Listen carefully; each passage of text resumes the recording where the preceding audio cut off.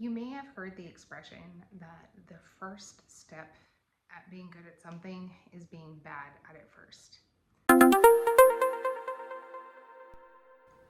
You're all going to be new here, so I'm going to introduce myself. My name is Joleen Guddat, and I am a wife.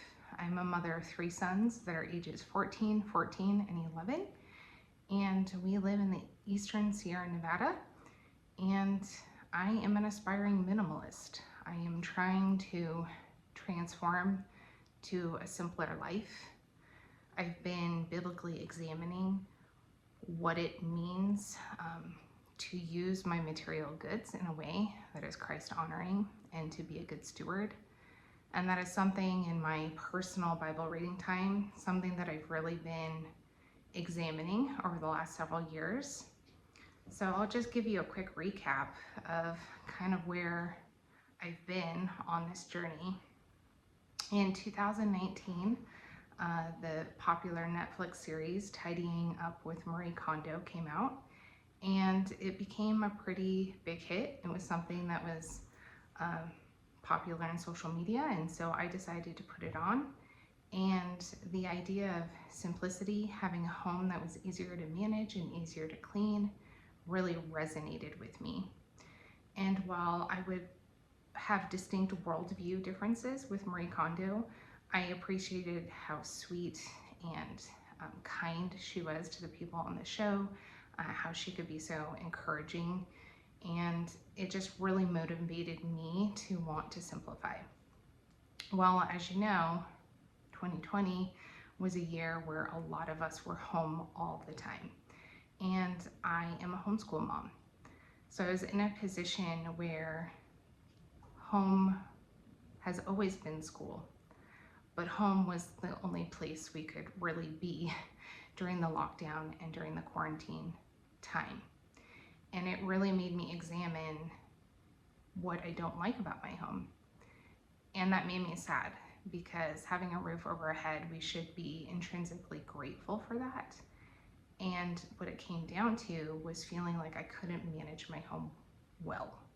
And that's not a good feeling. It makes you feel like a failure. I know for me that I'm not an adequate wife. I'm not an adequate homemaker. I should really just have my act together. And I struggle with perfectionism to the point where I get paralyzed and I won't start something because I don't want to fail, or I don't want to complete the project as perfectly as I have in my mind. And so being home for those months and not having a lot of social opportunities, my husband and I used that as a way to really downsize what was in our garage. At the same time, my husband's parents were downsizing after being in the same home for many decades, and we ended up taking in a lot of their stuff and then trying to help them rehome those items. So I'm gonna, as I'm talking, kind of share some areas of my home that I think that it's a forward progression and then it can be a regression. But areas of my home that I think have been continuously improved by having less.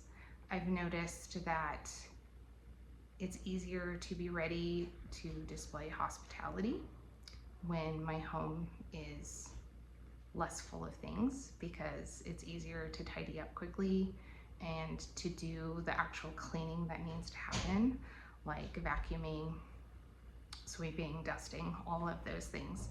So in 2020 is the year that I also found Dawn, the Minimal Mom, on YouTube. And being home, I really just dove into the deep end of, okay, how do I do this? How do I declutter? How do I actually make my home more minimal? And from there, found her colleagues Cass from Clutterbug, as well as Dana K. White, their respective YouTube channels. And then I found Dana K. White's books, which were available through my local library, through Hoopla. I could listen to them as on audiobooks. The first one I'm thinking of is like decluttering your house at the speed of life. And I'm trying to remember the second one. But ultimately, I found Dana K. White's books, and those were a great like resource, really helped me think through. But all that to say is my kids are older now.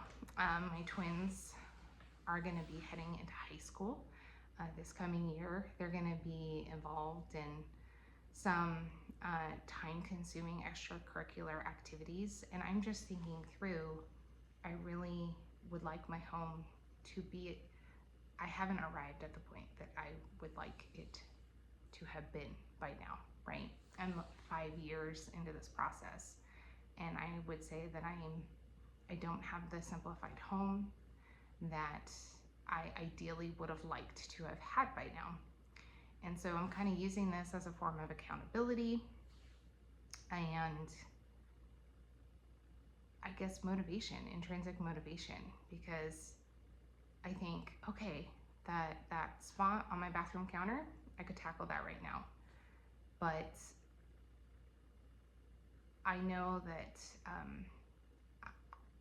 I just lack that intrinsic motivation to make it happen immediately. So another factor over the last 5 years, and something that has changed now in terms of wanting to start a YouTube channel, is that I directed a homeschool community for 5 years. And so in the course of that, I stored all the supplies at my house for quite a few of those years. The first 4 years. I think the 5th year I did have some storage space, but even so, between quarters and then semesters, and stuff would just accumulate at my house because it was always the tyranny of the urgent, whatever was before me, I had to prep for the next week. And so pulling out all the supplies from the previous week, I wasn't good about dealing with that stuff. And so now that I'm no longer in that position, I just want to be more mindful of what I'm bringing into my home. I want to deal with stuff properly. I really struggle with doom piles, which, if you're not familiar with that, is I'm trying to remember what the term doom pile means. It's like, don't only move, don't. I want to focus, now that I'm not in that position of being a homeschool director anymore, I really want to be mindful of the stuff that I'm bringing into my home and deal with stuff in a more quick and precise manner. I want to be more ruthless. I think through, I would say I realistically have reduced inventory by about 20 to 30%. And I think that's been meaningful, but it's not the level of which it just makes my everyday life feel easy. I still know that my 3 boys that are constantly growing, I know they have too much inventory of clothes, and it's a really good problem to have, but we have people that give us a lot of clothes. And so stuff comes into the house, and so I need to be more ruthless about really getting down to what we love wearing, what I love cooking with, the things that really, to me, are high value, and letting go of the rest of the things. Another factor that I struggle with is I'm very, very sentimental. And so for me, if someone that I love gives me something, even if it's something that I wouldn't have purchased for myself, the fact that they thought of me, they loved me, they gave me that item, I have a really hard time letting that go.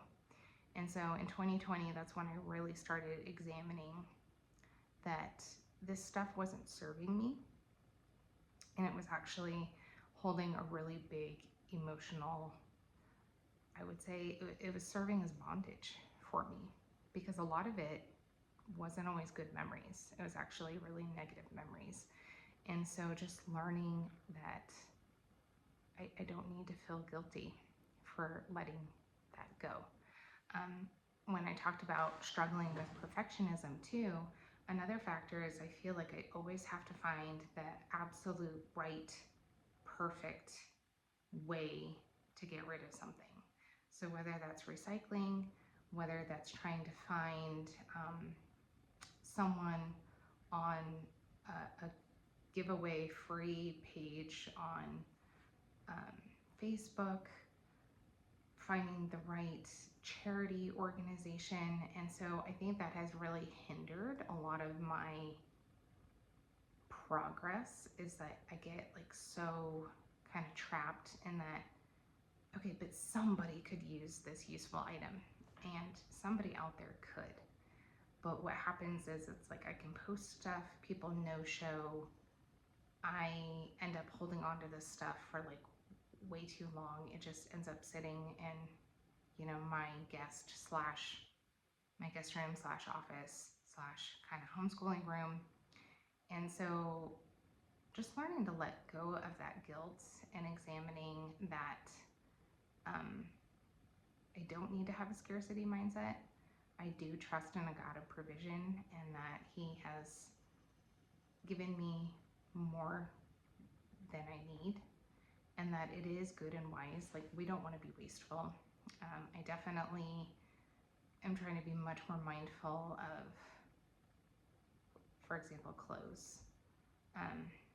Thinking through how much textiles end up in landfills just really kind of crushes me, because my background is in environmental health, and so being on the regulatory side previously with landfills, and knowing how much of our recycling isn't actually recycled because there's not a market for it and it's not cost effective, and so it ends up getting landfilled anyways, that we as consumers need to be much wiser, much more mindful, that we need to lay aside kind of the materialism that we see in Western culture that says I always need new, better, more fashionable, more trendy, whatever the case may be. And so just embracing the fact that we're called to contentment, we're called to be good stewards. So I'm definitely not going to be the person that is going to have Amazon links and saying you should, you know, be buying these things because it's life-changing. No, material stuff is not life-changing. I was bought by the one who truly changed my life, and His name is Christ Jesus. And all this stuff that we get to enjoy, I get to enjoy my home, I get to enjoy my family, I get to enjoy nature. Those are all good gifts that He gives me. But in the words of my pastor Brian Bergman, he says that good gifts make bad gods. And we need to remember that. There is only one Most High, and He's the creator of all things. And all these material things that we interact with are very good gifts. But when we put them in a false place of being an idol in our heart, then they consume us. And we end up trying to serve them. And that's a path to misery. So if you are a Christian woman, or you're not a Christian woman, maybe just someone that you feel that you value the teachings of Christ, or you're curious about what the Bible talks about when it discusses money, when it discusses material goods, how we should be interacting with our possessions, then I would love to have you along for this journey. So again, my name is Joleen. I would love for you to click and subscribe. And like I said, I'm going to be really bad at this at first, but I hope I can progress. I hope that I can grow, and I would love for you to come along and grow with me.